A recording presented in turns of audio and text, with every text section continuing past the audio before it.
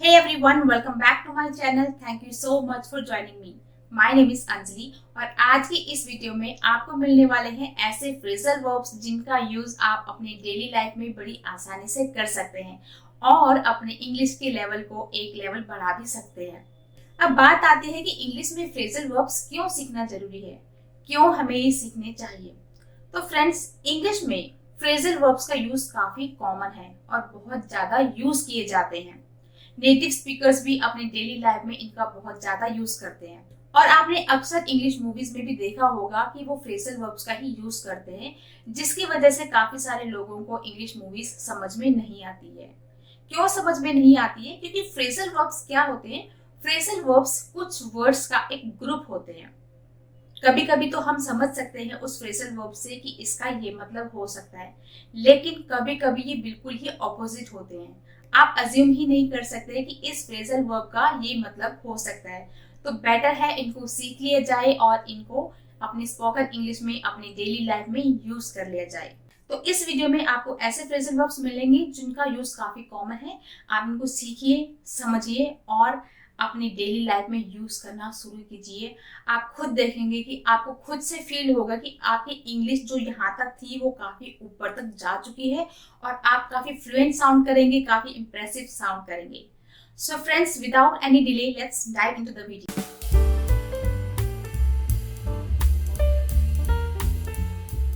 तो चलिए फ्रेंड्स, सीखते हैं फ्रेजल वर्ब्स। तो देखिए फ्रेंड्स, सबसे पहला जो फ्रेजल वर्ब है हमारा वो है स्प्लैश आउट। स्प्लैश आउट का मतलब होता है to spend a lot of money. To spend a lot of money मतलब बहुत ज्यादा पैसे खर्च करना। I splashed out 5,000 rupees on the dresses. I splashed out 5,000 rupees on the dresses. ऐसे लग रहा है कि ये सेंटेंस मेरे लिए ही बना है। I splashed out 5,000 rupees on the dresses. मतलब मैंने जो है 5,000 रुपीज उड़ा दिए, खर्च कर दिए, वेस्ट कर दिए। किस पे? ड्रेसेस पे। रुपीज ऑन द ड्रेसेस, ठीक है। आई स्प्लैश्ड आउट, अभी ईडी लगा है यानी कि पास्ट टेंस की यहाँ पर बात हो रही है। सो आई स्प्लैश्ड आउट 5,000 रुपीज, मैंने 5,000 रुपए उड़ा दिए, 5,000 रुपए खर्च कर दिए। किस पे? ड्रेसेस पे, ड्रेसेस खरीदने में। Okay, so I splashed out.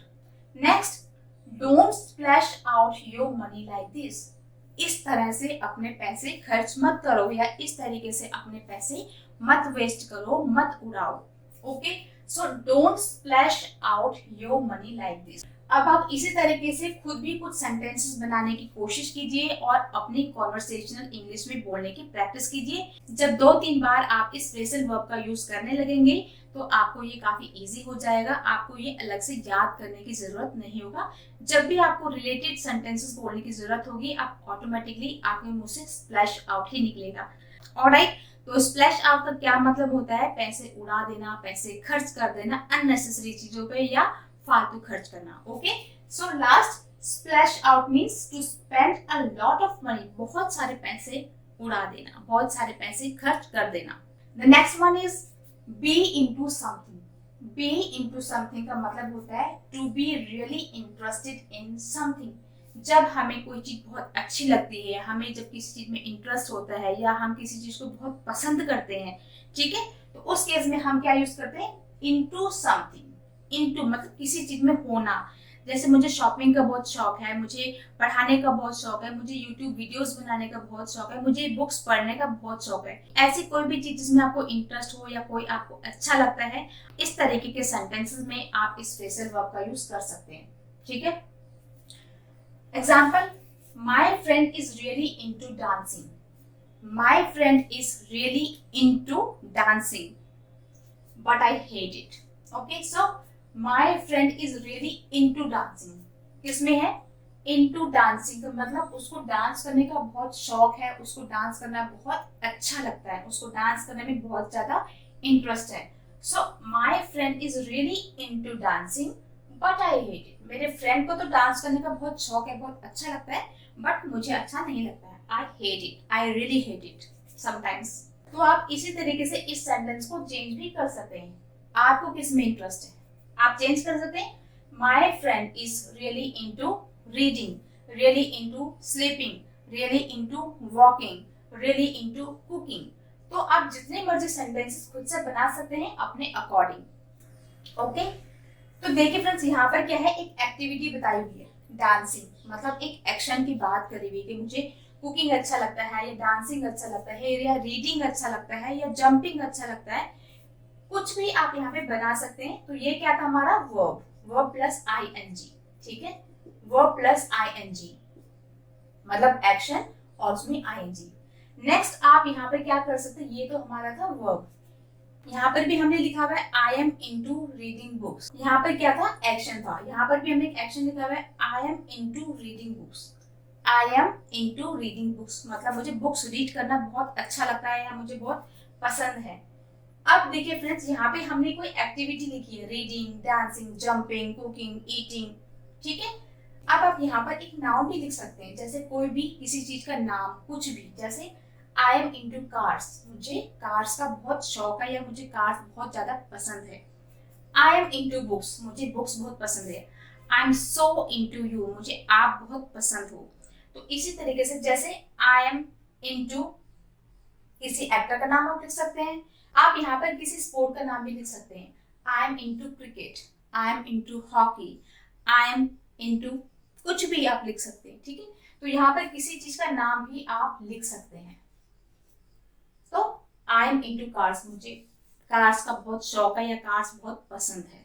Next one is to talk back, talk means बात करना, बैक मतलब वापस जवाब देना, वापस बात करना या वापस आंसर करना।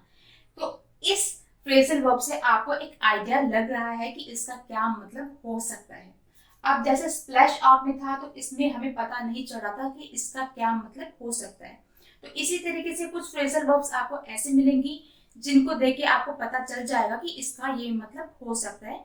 लेकिन दूसरी तरफ कुछ ऐसे फ्रेजल वर्ब्स भी आपको मिलेंगी जिसको आप अज्यूम भी नहीं कर सकते, जिसको आप पता नहीं कर सकते कि इसका ये मतलब भी हो सकता है। तो ऐसे फ्रेजल वर्ब्स को आपको याद करना पड़ेगा और उनको प्रैक्टिस के जरिए ही उनको सीखना पड़ेगा। To answer someone in a rude way, किसी को बहुत रूड वे में आंसर करना, किसी को बहुत गलत तरीके से या गुस्से से या बदतमीजी से वापस जवाब देना, उसको हम बोलते हैं to talk back. Okay, don't talk back to me, जैसे हम हिंदी में बोलते हैं कि मुंह चलाना या फालतू का जवाब देना या बदतमीजी करना ना, आंसर बैक करना, उसके लिए हम इस फ्रेजल वर्ब का यूज करते हैं। So don't talk back to me, don't talk back to me, मुझे जवाब मत दो और आई विल हिट यू, वरना मैं तुम्हें पीट दूंगा या पीट दूंगी, ठीक है। तो जिसके साथ ये बात कर रहे हैं आपको देखना पड़ेगा कि वो कौन है। Don't talk back to me, मुझे जवाब मत दो, मुझसे इस तरीके से बात मत करो, और आई विल हिट यू, वरना मैं तुम्हें पीट दूंगा। The next one is don't talk back to your mother like that, don't talk back to your mother like that, अपनी माँ को इस तरीके से जवाब मत दो या मुंह मत चलाओ, ठीक है। So don't talk back to your mother like that, अपनी माँ से इस तरीके से बात मत करो या इस तरीके से जवाब मत दो, उल्टा जवाब देना। बेसिकली जब हम किसी से बात करते हैं और कभी कभी होते हैं आर्ग्यूमेंट में या गुस्से में हम वापस जवाब देते हैं, तो उसी वापस जवाब देने को, रूड तरीके से, गलत तरीके से वापस जवाब देने को हम कहते हैं टॉक बैक, मतलब मुंह चलाना या वापस से जवाब देना, उल्टा जवाब देना basically. The next one is to take place, to happen at some place और टाइम, मतलब किसी चीज का होना, कोई समय के कॉन्टेक्स्ट में या फिर किसी जगह के कॉन्टेक्स्ट में, ठीक है। जैसे कोई चीज कहाँ पे हो रही है या कब हो रही है, तो उसके लिए हम यूज करते हैं to take place. When will the marriage take place? When will the marriage take place? मतलब जो मैरिज है वो कब होगी। When will the marriage take place? Marriage या शादी कब होगी। The meeting will take place in Delhi. The meeting will take place in Delhi. कहाँ पर होगी meeting? Take place in Delhi. Delhi में होगी। तो टेक प्लेस का मतलब होता है होना, किसी चीज का, किसी काम का या किसी चीज का होना, ठीक है। The next one is to cool down. अब इससे आपको थोड़ा सा आइडिया लग रहा होगा कि कूल डाउन का मतलब होता है काम डाउन, शांत होना, रिलैक्स होना। Just cool down before going in front of her, just cool down मतलब उसके सामने जाने से पहले कूल हो जाओ, शांत हो जाओ, रिलैक्स हो जाओ।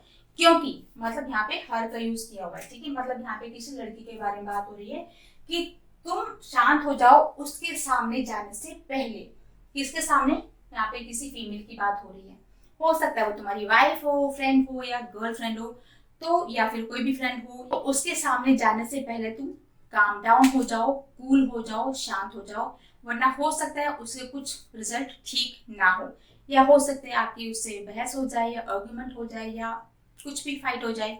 Okay, so just cool down before going in front of her. उसके सामने जाने से पहले कूल डाउन हो जाओ।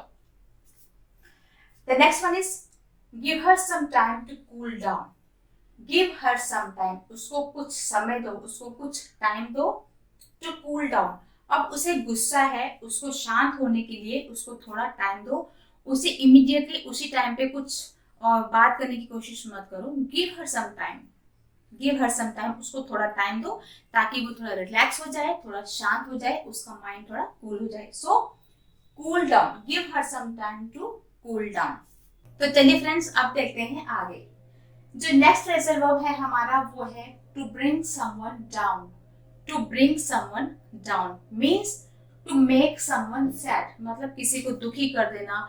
कोई खुश था, तुमने कुछ बात कही, तुमने कुछ ऐसा काम किया जिससे वो दुखी हो गया या परेशान हो गया, ठीक है। So to bring someone down means to make someone sad, to make someone unhappy.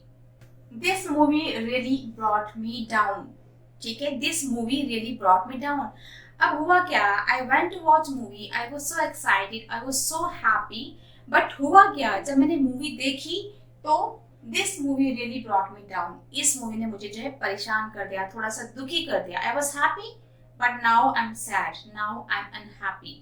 कुछ ऐसा था उस मूवी में जो आई did not expect, or it was not good, maybe there was something in the movie that I did not like, so this movie really brought me down, ठीक है। इस movie ने मुझे थोड़ा सा परेशान कर दिया, थोड़ा सा सैड कर दिया basically. Maybe emotionally, maybe I did not like the story, maybe there was something kind of tragedies और समथिंग, ठीक है। तो जो भी है, जो भी हुआ ये कि मैंने वो मूवी देखी और अब मुझे बुरा लग रहा है, अब मैं थोड़ा सा सैड हूँ, थोड़ा सा लो फील कर रही हूँ, डाउन फील कर रही हूँ, क्योंकि मुझे मूवी पसंद नहीं आई। Next one is you brought me down with your actions. You brought me down with your actions, तुमने कुछ ऐसे काम किए, कुछ ऐसी चीजें करी जिससे मुझे बहुत दुख हुआ, मुझे बहुत परेशानी हुई, मैं बहुत सैड हुआ। The next one is to cheer someone up. To cheer someone up, इसका आपको पता होगा, टू मेक समवन हैप्पी। कोई परेशान था, अब आप उसका मूड ठीक करने में लगे हुए हो, आप उसको खुश करने में लगे हुए हो, आप उसका मूड ठीक करना चाहते हो basically. So to cheer someone up means to make someone happy. Cheer up, don't be sad. Cheer up, don't be sad.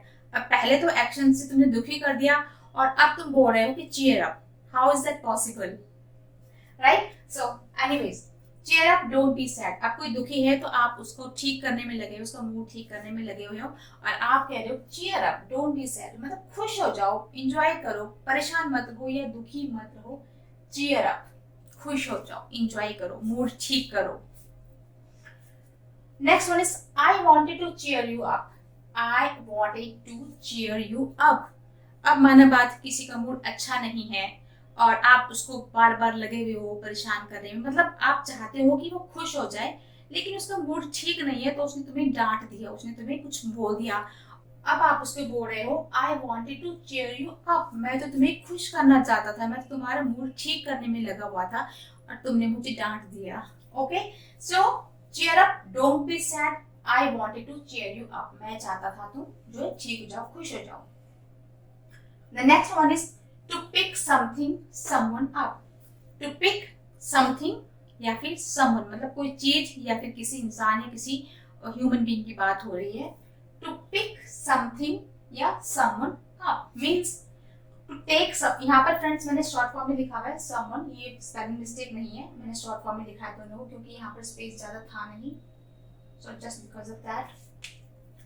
To take someone something from one place to another, किसी को, किसी चीज को या किसी ह्यूमन बीइंग को, किसी इंसान को एक जगह से दूसरी जगह ले जाने के लिए हम इस फ्रेजल वर्ब का यूज करते हैं। जैसे I pick up my kids after school. I pick up my kids after school. अब क्या हो रहा है कि मैं बच्चों के स्कूल के बाद उनको लेने जाती हूँ, तो एक जगह से दूसरी जगह पर मैं लेके जाती हूँ, स्कूल से घर, ठीक है। तो एक जगह से क्या किया हमने, दूसरी जगह लेके गए। I pick up my kids after school. School के बाद मैं अपने बच्चों को पिकअप करने जाती हूँ, मतलब उनको एक जगह से दूसरी जगह छोड़ने जाती हूँ। Next, can you please pick up milk on your way home. Can you please pick up milk on your way home. हम अक्सर फोन पे बोलते हैं कि घर आते हुए ये ले आना, घर आते हुए वो ले आना। तो इस तरीके के सेंटेंसेस जब आपने बोलना हो, आप इस तरीके से बोल सकते हो।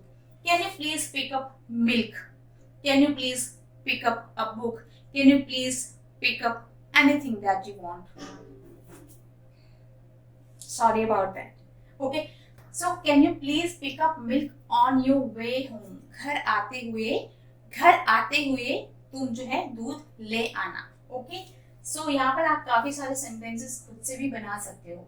जो भी आपको मंगवाना हो, धनिया मंगवाना हो या साबुन मंगवाना हो, तो आप यहाँ पर कुछ सेंटेंस में यूज कर सकते हो, प्रैक्टिस कर सकते हो। Alright, so next one is to find out. To find out means to discover something. किसी चीज का पता चलना। अचानक से हमें कुछ चीज पता चलती है, किसी चीज को हम सुनते हैं या समझते हैं कि हाँ ऐसा हुआ है, ठीक है। So basically to discover something. To discover something, अचानक से किसी चीज का पता चलना। How did you find out that I got the job? How did you find out that I got the job? तुम्हें कैसे पता चला कि मुझे जॉब मिल गई? मैंने नहीं बताया, बट तुम्हें कैसे पता चला? Okay, so how did you find out that I got the job? I need to find out more about him. I need to find out more about him. मुझे उसके बारे में और जानने की जरूरत है या मुझे उसके बारे में और जानना है, पता करना है, फाइंड आउट करना है, ठीक है।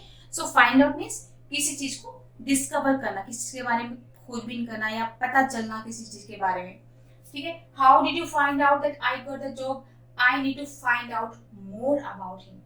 अब साथ ही साथ में कुछ नए नए सेंटेंसेस बना के मुझे कमेंट्स में जरूर भेजिए, सो दैट आपकी प्रैक्टिस भी हो पाए। Next, turn down. Turn down का यहाँ पर हमने दो मीनिंग्स है टर्न डाउन के। एक, टर्न डाउन का मतलब होता है किसी चीज को रिजेक्ट कर देना, किसी को रिजेक्ट कर देना। मान लीजिए आपने किसी को प्रपोज किया और उसने आपको रिजेक्ट कर दिया, उस केस में भी हम टर्न डाउन का यूज कर सकते हैं। या फिर किसी ने किसी का ऑफर, ठीक है, किसी ने किसी को ऑफर, मतलब मान लीजिए किसी ने आपको इनवाइट किया है तो उसने वो रिजेक्ट कर दिया, ठीक है। In those cases we can use turn down. इसका एक और मतलब है टू रिड्यूस द वॉल्यूम, किसी चीज की आवाज को कम करना, उसको भी हम बोलते हैं टर्न डाउन। एग्जाम्पल्स देख के समझते हैं। I turned down the job because the salary was not good. अब मुझे एक जॉब ऑफर हुई, बट मैंने क्या किया? I turned down the job. मैंने जॉब को जो है रिजेक्ट कर दिया, ठीक है। I turned down the job. मैंने जॉब को रिजेक्ट कर दिया because the salary was not good. क्योंकि सैलरी अच्छी नहीं थी तो मैंने उसको रिजेक्ट कर दिया। I turned down the job. He turned down his offer. He turned down his offer. अब उसे एक पर्सन ने दूसरे पर्सन को कुछ ऑफर किया लेकिन उसने उसे रिजेक्ट कर दिया, ठीक है। So he turned down his offer. He turned down his offer. उसने उसका ऑफर जो है turn down कर दिया, मीन्स रिजेक्ट कर दिया। Please turn the volume down. I'm studying. Please turn down the volume या फिर turn the volume down। यहाँ पर आप टर्न डाउन को साथ में बोल सकते हैं, जैसे please turn down the volume या फिर please turn the volume down. दोनों ही केस में ये सही है, ठीक है। So please turn down the volume, I am studying. आवाज जो है कम कर दो, मैं पढ़ाई कर रहा हूँ या मैं पढ़ रहा हूँ। ओके, I hope आपको सारी चीजें समझ में आ गई होंगी। Alright friends, so that's all in this video. I hope you like this video, and if you like this video, please hit the like button, share and subscribe. So that's all friends. Thank you so much for watching. See you in the next video. Take care. Bye bye.